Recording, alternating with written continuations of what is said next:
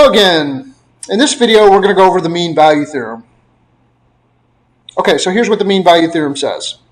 If f is continuous on a closed interval from a to b and differentiable on the open interval from a to b, there's at least one point c in the open interval from a to b such that f of b minus f of a divided by b minus a is equal to f prime evaluated at c.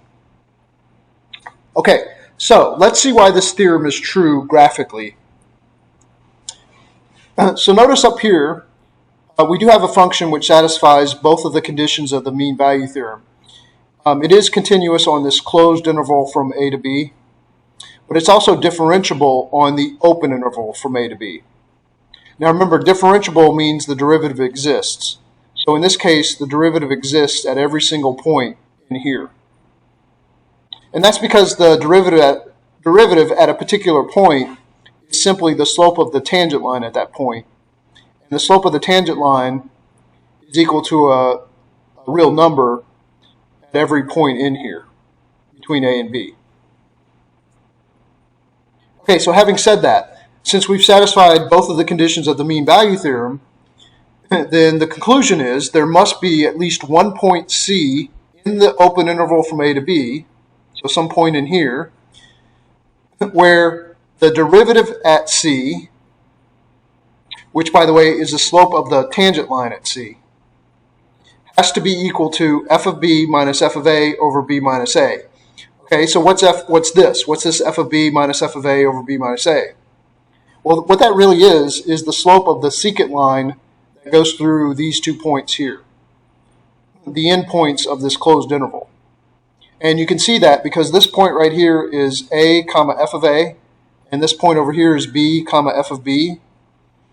And if you find the slope of this line, which is just rise over run, you can see the run of this line would be the distance from here to here, which is just b minus a. And then the rise would be the distance here, which is just f of b minus f of a. And that's where they're getting this from, rise over run. Okay, so I think you can see that the slope of this secant line has to be equal to the slope of some tangent line that exists somewhere in this open interval from A to B. And right now they're not equal, but if I scroll over a little bit, you can see that I can get the slope of this tangent line to be equal to the slope of this secant line. And it's equal right at this particular point C. And you notice C is in this open interval from A to B. Okay, so that's what the mean value theorem says. Now, let's go over an example where we actually apply the mean value theorem. So let's look at this example 3. So it says, determine whether the function 2x cubed minus 3x plus 1 satisfies the conditions of the mean value theorem on the closed interval from -2 to 2. And if it does, find the point or points guaranteed to exist by the theorem. Okay, so let's see if this function satisfies the mean value theorem, the conditions of the mean value theorem on this closed interval. So first of all, we got to check and make sure that the function is continuous on the closed interval. But that's true because this function is a polynomial. Polynomials are continuous everywhere. So in particular, it's continuous on this closed interval from -2 to 2. So that's satisfied. And then we need it to be differentiable on the open interval from -2 to 2. Now, the reason that's true is because the derivative exists at every point in here. And you can see that when you take the derivative of this function, you just get 6x squared minus 3. And if I take any point in here and plug it into the derivative, I am going to get a number out. So that means the derivative exists at every single point in this interval. And therefore the derivative of the function is differentiable on this interval. Okay, so we have satisfied both of the conditions of the mean value theorem. Okay? So the conclusion must hold. right? So there's got to be some point C in this interval from negative 2 to 2 where the slope of the secant line that goes through the endpoints of this interval has to be equal to the derivative evaluated at some point C that's in this open interval from negative 2 to 2. So let's see if we can't find that point. Okay, so how would we do that? The first thing I think we should do is go ahead and find out what the slope of this secant line is that goes through these endpoints of this interval. So let's find that first.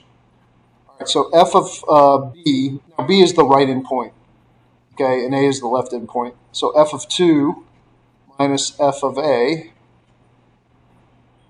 all over 2 minus negative 2, right? b minus a. Okay, so let's see. F of 2, we got to plug a 2 into there.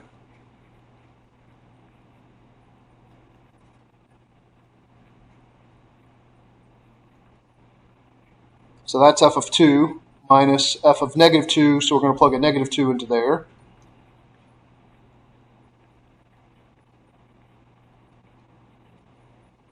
And then all that's going to be divided by 4, because this is 2 plus 2.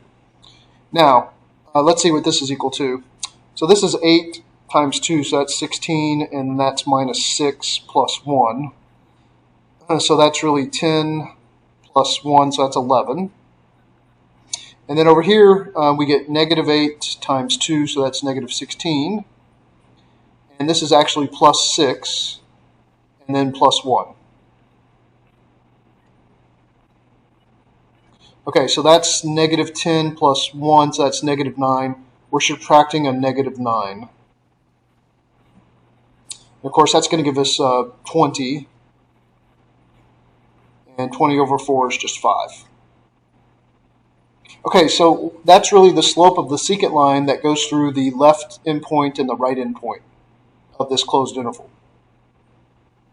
And we know that that's got to be equal to the derivative for some point C, where C is in this open interval. Okay, so let's take the derivative and find out when it's equal to 5. Right, which is the slope of the secant line that goes through the endpoints of this interval. Okay, so let's see when that happens. So to solve this, I guess you just add 3 to both sides and then divide by 6. Of course, this reduces to 4/3. And then when you solve for x here, you take the square root of both sides, you get 2 answers. You get plus or minus the square root of 4/3. Remember, this has 2 different answers. When you square a positive number, right, when you square the positive value here, you're going to get 4/3. But when you square the negative value, you also get 4/3. So there's 2 answers to this equation here.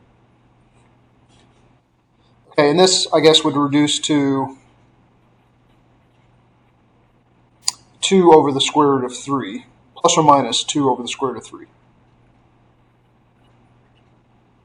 Okay, so there's basically 2 places where the derivative is equal to 5, which is the slope of the secant line that goes through these 2 points. Okay, and the theorem guarantees us that at least one of them is in this open interval. So maybe we should check that. If you put this into your calculator, let's check and see if it's actually one of them is in this interval.